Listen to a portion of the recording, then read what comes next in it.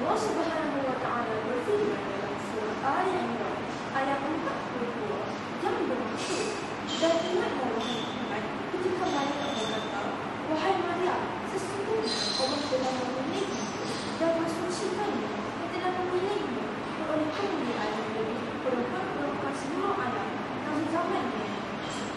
Beliau merupakan seorang wanita yang sangat mulia pada zamannya. Maka beliau bernama Imran bin Rashid, manakala ibu beliau bernama Hannah binti Fahruz.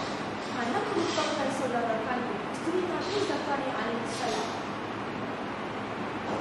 Beliau telah dididik dan diasuh oleh Nabi Zakaria alaihissalam dengan ilmu tauhid, dan beliau menyerahkan seluruh hidupnya hanya untuk beribadah kepada Allah Subhanahu wa Ta'ala. Inilah dia kisah Maryam binti Imran ibu kepada Nabi Isa alaihissalam yang telah dijanjikan syurga buatnya. Assalamualaikum warahmatullahi wabarakatuh, dan salam Nabi yang Muhammad yang membaca. Nama diberi Rani Az-Zahra binti Muhammad Ismail, murid tingkatan 4 dari Sekolah Menengah Kebangsaan Perempuan St. George. Buku yang saya akan bicarakan pada hari ini bertajuk Maryam, Wali Suci, Nukilan Abdul Latif Talib.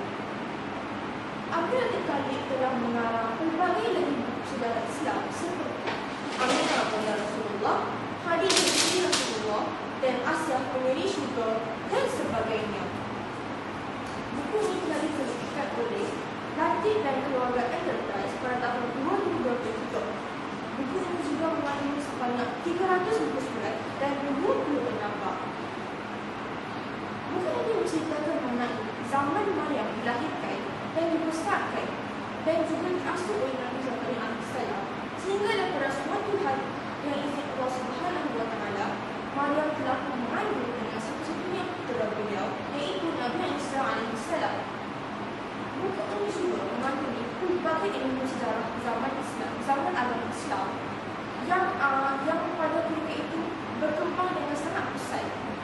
Agama Islam juga pada ketika itu pernah bersaing dengan agama Nasrani yang merupakan agama nenek moyang Mekah pada ketika itu.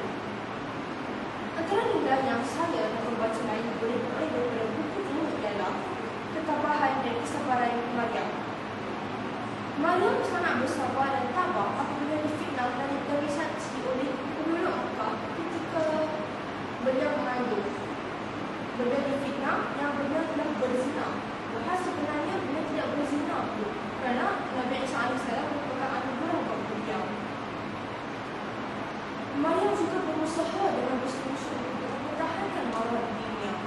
Abdul Latif Talib menggunakan gaya penulisan yang amat politis bagi menggambarkan perjuangan seorang wanita dalam menjaga kesucian dan kehormatan beliau dalam kalangan masyarakat yang penuh dengan cabaran. Kisah hidup Maryam ini memberikan nilai positif kepada para pembaca. Maryam digambarkan sebagai seorang wanita yang mempunyai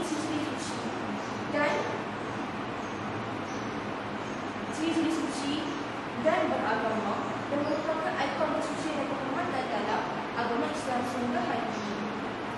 Buku ini juga mengeksplorasikan tema-tema yang lain seperti ketuhanan, keimanan dan percayaan ke arah kebenaran. Maryam juga digambarkan sebagai seseorang yang berani mempertahankan iman. Ia ingin mengajak pembaca untuk mengamalkan nilai keberanian dalam diri, kerana keberanian itu perlu untuk kita mempertahankan dan mengukuhkan keimanan dan agama kita. Buku ini juga telah menyampaikan banyak pengajaran kepada pembaca dan kepada saya juga. Diharap agar pembaca dapat merenung nilai dalam yang terdapat dalam buku ini, dan diharap pembaca dapat menghayati kisah dan memberi